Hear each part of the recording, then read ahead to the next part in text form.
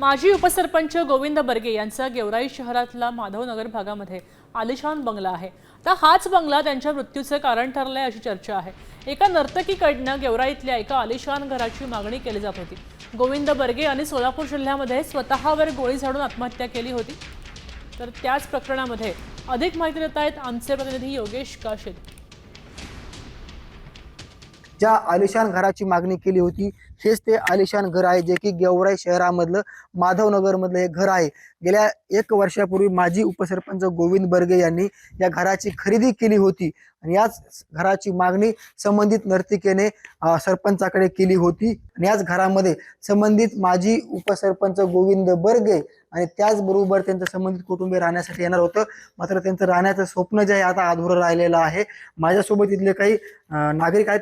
10-11 महिने झाले या घराची खरेदी झालेली। तर ह्या घराची 40 लाख रुपये किंमत होती। तर ते इथं राहायला येणार होते।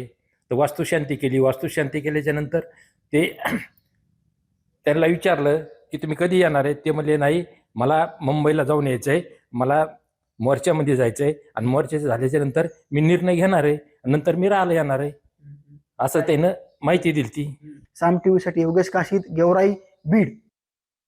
आता isakal.com आहे देशातील नंबर 1 ची मराठी न्यूज वेबसाईट। प्रत्येक अपडेटसाठी isakal.com ला नक्की भेट द्या।